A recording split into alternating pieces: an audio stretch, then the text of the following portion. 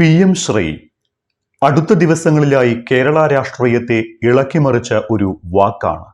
CPM CPI തുറന്ന പോരിന് തന്നെ ഇടതുമുന്നണിയിൽ വഴിവെട്ടിയ ഒരു വാക്ക് എന്നതിലപ്പുറം ഒരു സംസ്ഥാനത്തിന്റെ വിദ്യാഭ്യാസ നയത്തെ തന്നെ ഹൈജാക്ക് ചെയ്യുന്ന ഒരു പദ്ധതിയുടെ പേരാണ് PM ശ്രീ.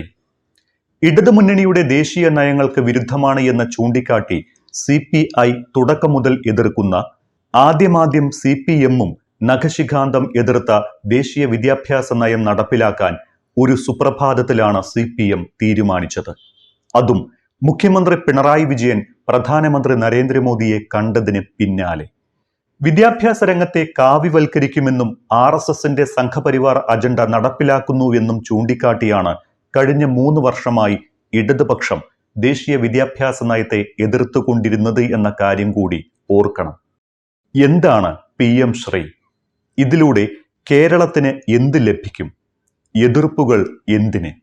ഈ കാര്യങ്ങളാണ് ഈ വീഡിയോയിലൂടെ പറയാൻ പോകുന്നത്. അതിനു മുൻപ് മന്ത്രി V ശിവൻകുട്ടി ഇന്ന് വാർത്താ സമ്മേളനത്തിൽ പറഞ്ഞ ചില കാര്യങ്ങളിൽ ഒരു സൂചനയുണ്ട്.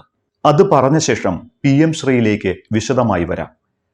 കുട്ടികൾക്ക് അവകാശപ്പെട്ട ആയിരക്കണക്കിന് രൂപയുടെ കേന്ദ്ര ഫണ്ട് തടഞ്ഞു വെച്ചുകൊണ്ട് കേരളത്തെ സാമ്പത്തികമായി ഞെരുക്കാനുള്ള കേന്ദ്ര സർക്കാരിന്റെ നീക്കത്തെ മറികടക്കാനുള്ള തന്ത്രപരമായ തീരുമാനമാണ് PM ശ്രീയിൽ ഒപ്പിട്ട നടപടി എന്നാണ് വിദ്യാഭ്യാസ മന്ത്രി V ശിവൻകുട്ടി പറഞ്ഞത്. കേന്ദ്രത്തിന്റെ സമ്മർദ്ദത്തിന് വഴങ്ങിയോ എന്ന ചോദ്യത്തിന് നിങ്ങൾക്ക് അങ്ങനെ വേണമെങ്കിൽ ചിന്തിക്കാം എന്നായിരുന്നു മന്ത്രിയുടെ മറുപടി. പദ്ധതിയിൽ ഒപ്പിട്ടില്ലെങ്കിൽ പണം പാഴായി പോകുന്നതുൾപ്പെടെയുള്ള കടുത്ത പ്രത്യാഘാതമുണ്ടാകുമെന്ന് കേന്ദ്രം മുന്നറിയിപ്പ് നൽകിയിരുന്നു. പണം നഷ്ടപ്പെടാതിരിക്കാനാണ് കരാറിൽ ഒപ്പിട്ടത് എന്നാണ് ശിവൻകുട്ടി പറഞ്ഞിരിക്കുന്നത്. ഇതിന് പല മാനങ്ങളുണ്ട്. കേന്ദ്രത്തിൽ നിന്ന് കിട്ടുന്ന നക്കാപ്പിച്ചയ്ക്കാണ് CPM കേരളത്തെ ഒറ്റിക്കൊടുത്തത് എന്ന് വാദിക്കുമ്പോഴും ഇതിന് പിന്നിൽ മറ്റൊരു രാഷ്ട്രീയം കൂടി ഉണ്ടോ എന്ന് ചിന്തിക്കണം. തെരഞ്ഞെടുപ്പ് അടുത്തു വരുമ്പോൾ ലാവ്ലിൻ കേസിൽ വിളി വരുമോ? അങ്ങനെ സംഭവിച്ചാൽ പിണറായിക്ക് അത് ഇരുട്ടടിയാകും. അതുമാത്രമല്ല, മകൾ വീണയുടെ മാസപ്പടി കേസ്, മകനെതിരായ ED സമൻസ്, ഇതൊക്കെ പരിഹരിച്ചെടുക്കാനാണ് ഇടയ്ക്കിടയ്ക്ക് മോദിയായിട്ടും അമിത്ഷായുമായിട്ടും പിണറായി ചർച്ചകളൊക്കെ നടത്തുന്നത് എന്ന ആരോപണം നേരത്തെ തന്നെ ഉള്ളതാണ്. അപ്പോൾ പിന്നെ PM ശ്രീയിൽ ഒപ്പുവെച്ചേ പറ്റൂ എന്ന അവസ്ഥയുമുണ്ടായി. അതോടെയാണ് കേരളം PM ശ്രീയിൽ ഒപ്പുവെച്ചത് എന്നതാണ് സർക്കാരിനെതിരായ പ്രധാന ആരോപണം. ഇനി എന്താണ് PM ശ്രീ? പ്രധാനമന്ത്രി സ്കൂൾ ഫോർ റൈസിംഗ് ഇന്ത്യ എന്നതിന്റെ ചുരുക്കപ്പേരാണ് PM ശ്രീ. ഓരോ ബ്ലോക്കിലെയും തെരഞ്ഞെടുത്ത സ്കൂൾ പ്രത്യേകം വികസിപ്പിച്ച് ദേശീയ വിദ്യാഭ്യാസ നയത്തിന്റെ മികവ് പ്രദർശിപ്പിക്കുന്നതാണ് ഈ പദ്ധതി. 14,500-ൽ അധികം സ്കൂളുകളിൽ അടിസ്ഥാന സൗകര്യങ്ങൾ വിപുലപ്പെടുത്തി വികസിപ്പിക്കുക എന്നതാണ് PM ശ്രീ കൊണ്ട് ലക്ഷ്യമിടുന്നത്. തെരഞ്ഞെടുക്കപ്പെടുന്ന സ്കൂളുകളിൽ കേന്ദ്ര സർക്കാർ നടപ്പിലാക്കിയ ദേശീയ വിദ്യാഭ്യാസ നയവും കേന്ദ്ര സിലബസും നടപ്പിലാക്കേണ്ടി വരും.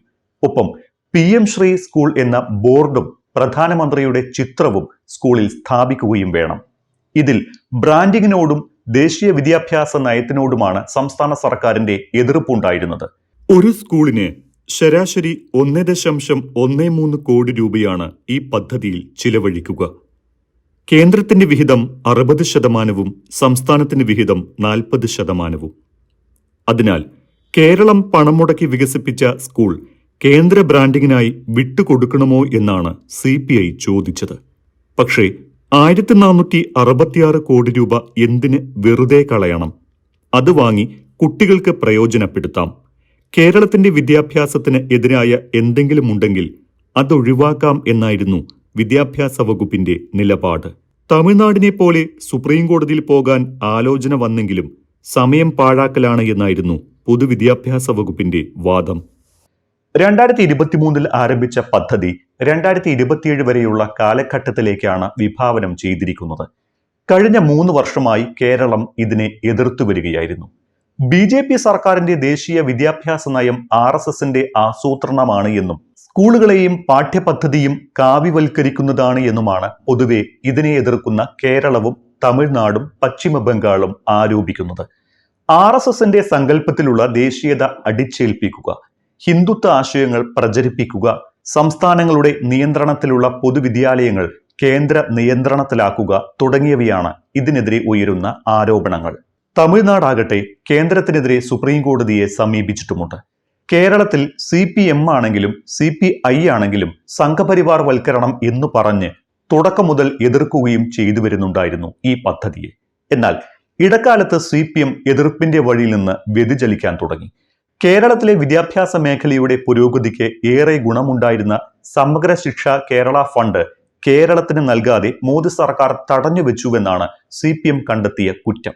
1466 കോടി രൂപ സംസ്ഥാനത്തിന് അർഹതപ്പെട്ടതാണ് എന്നും അത് നഷ്ടപ്പെടുത്തേണ്ടതില്ല എന്നും നിലപാടെടുത്തുകൊണ്ട് CPM PM ശ്രീ നടപ്പിലാക്കാനുള്ള ശ്രമങ്ങളുമായി മുന്നോട്ടു പോയി. പൊതുവിദ്യാഭ്യാസ വകുപ്പും ഇതിനെ പിന്തുണച്ചു. മുഖ്യമന്ത്രി പിണറായി വിജയന്റെ സമ്മതവും ആശീർവാദവും ഇതിനുണ്ടായിരുന്നു. ഇവിടെ മുതലാണ് ഇടതുമുന്നണിയിൽ പൊട്ടലും ചീറ്റലും ആരംഭിച്ചത്. PM ശ്രീ ഒരു CPM CPI തർക്കമല്ലെന്നും 10 കാശിന്റെ പേരിൽ ആശയപരമായ വിട്ടുവീഴ്ച പാടില്ല എന്നും CPI നിലപാടെടുത്തു. വിദ്യാഭ്യാസ നയത്തെയും കേരളത്തിലെ വിദ്യാഭ്യാസ പാരമ്പര്യത്തെയും വികലമാക്കുന്ന പദ്ധതിയിൽ പങ്കാളിയാകുന്നത് ഇടത് സർക്കാരിന് ഭൂഷണമല്ലെന്നും തെരഞ്ഞെടുപ്പ് അടുത്തിരിക്കെ ഇടതുമുന്നണിയിൽ ഇത് തിരിച്ചടിയുണ്ടാക്കുമെന്നും CPI ഓർമ്മിപ്പിച്ചു.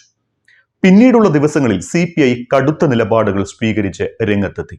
എന്നും ഇടതുമുന്നണിയിലെ തിരുത്തൽ ശക്തികൾ എന്നു പേരുകേട്ട CPIയുടെ സംസ്ഥാന നേതൃയോഗത്തിൽ CPM വഴങ്ങിയില്ലെങ്കിൽ CPI മന്ത്രിമാരെ പിൻവലിക്കണം എന്നടക്കം ആവശ്യമുയർന്നു. പക്ഷേ എതിർപ്പുകൾ പരിഗണിക്കുമെന്ന് പറഞ്ഞിട്ടും മുന്നണിയിലെ വല്യേട്ടൻ മനോഭാവമുള്ള CPM പദ്ധതിയിൽ ഒപ്പുവെക്കാൻ തന്നെ തീരുമാനിച്ചു എന്നതാണ് ഏറ്റവും ഒടുവിൽ സംഭവിച്ചത്. PM ശ്രീ നടപ്പിലാക്കില്ല എന്നത് കേവലം സാങ്കേതികത്വമാണോ അതോ രാഷ്ട്രീയ പ്രശ്നമാണോ എന്ന ചോദ്യമാണ് ഇടതുമുന്നണിക്കകത്ത് ചർച്ചയാകുന്നത്. സംഘപരിവാർ അജണ്ടകൾ കേരളത്തിൽ നടപ്പിലാക്കില്ല എന്നത് ഇടതുമുന്നണിയുടെ രാഷ്ട്രീയ നയം കൂടിയല്ലേ എന്ന പ്രസക്തമായ ചോദ്യം ഇവിടെ ഉയരുന്നുണ്ട്.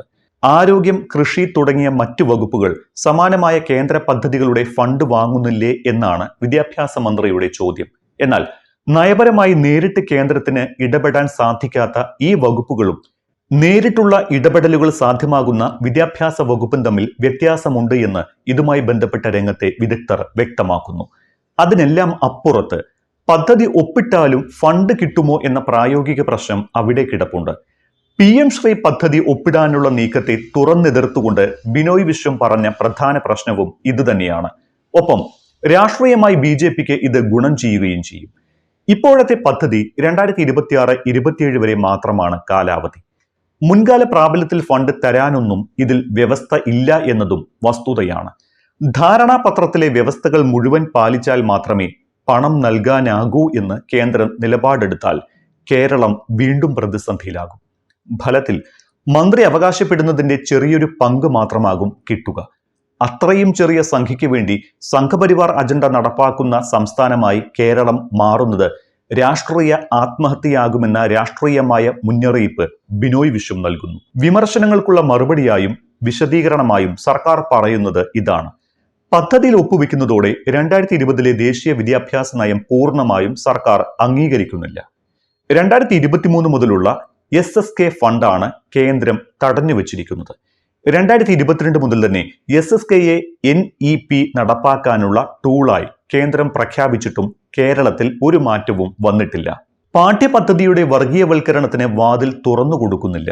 കാരണം NEPയിലെ ഒരു സെക്ഷൻ പ്രകാരം തന്നെ പാഠ്യപദ്ധതി സംബന്ധിച്ച് അന്തിമ തീരുമാനം സംസ്ഥാന സർക്കാരുകൾക്കാണ് എന്ന് വ്യക്തമായി പറയുന്നുണ്ട്. ഫെഡറൽ തത്വങ്ങൾ അടിയറ വെച്ചു എന്നല്ല, ഫെഡറൽ തത്വങ്ങൾക്ക് വേണ്ടിയാണ് ഈ പോരാട്ടമെന്ന് സംസ്ഥാനം വ്യക്തമാക്കുന്നു. സർക്കാർ സ്ഥാപനങ്ങളെയും പൊതു ഇടങ്ങളെയും വർഗീയവൽക്കരിക്കാനുള്ള രാജ്ഭവന്റെ നീക്കത്തെ നേരിട്ടെതിർക്കുകയും ചടങ്ങ് ബഹിഷ്കരിക്കുകയും ചെയ്ത ഏക വിദ്യാഭ്യാസ മന്ത്രി കേരളത്തിൻ്റെതാണെന്നാണ് ഇതുമായി ബന്ധപ്പെട്ട വിശദീകരണം. സ്കൂൾ കോംപ്ലക്സുകളുടെ പേരിൽ ഒരു സ്കൂൾ പോലും അടച്ചുപൂട്ടില്ലെന്നും ഈ ആശങ്കയ്ക്ക് യാതൊരു അടിസ്ഥാനവുമില്ല എന്നും പറയുന്നു. UDF സർക്കാർ അടച്ചുപൂട്ടാൻ തീരുമാനിച്ച സ്കൂളുകൾ ഏറ്റെടുത്ത് സംരക്ഷിച്ച് 9 വർഷം കൊണ്ട് 11 ലക്ഷം പുതിയ കുട്ടികളെ പൊതുവിദ്യാലയങ്ങളിലേക്ക് തിരികെ കൊണ്ടുവന്ന സർക്കാരാണ് ഇതെന്ന് വിദ്യാഭ്യാസ വകുപ്പ് വിശദീകരിക്കുന്നുണ്ട്. പ്രധാനമന്ത്രിയുടെ പേരിൽ പദ്ധതി നടപ്പാക്കുന്നു എന്നത് കേന്ദ്രാവിഷ്കൃത പദ്ധതികളുടെ പൊതുവായ രീതി മാത്രമാണ്. സ്കൂളുകളുടെ പേരിന് മുൻപിൽ PM ശ്രീ എന്ന് ചേർക്കണം എന്നതല്ലാതെ പ്രധാനമന്ത്രിയുടെ പേരോ ചിത്രമോ വെക്കണമെന്നില്ല. PM ശ്രീ സ്കൂളുകളുടെ മേൽനോട്ടം കേന്ദ്രത്തിനാകില്ല. ഈ സ്കൂളുകളുടെ മാനേജ്മെന്റും മേൽനോട്ടവും നിലവിലെ സംസ്ഥാന, ജില്ലാ, ബ്ലോക്ക് തല ഘടകങ്ങൾക്കാകും. പൊതുവിദ്യാഭ്യാസ മേഖലയിൽ രണ്ടു തരം വിദ്യാലയങ്ങൾ സൃഷ്ടിക്കപ്പെടുമെന്ന ആശങ്കയ്ക്ക് അടിസ്ഥാനമില്ല.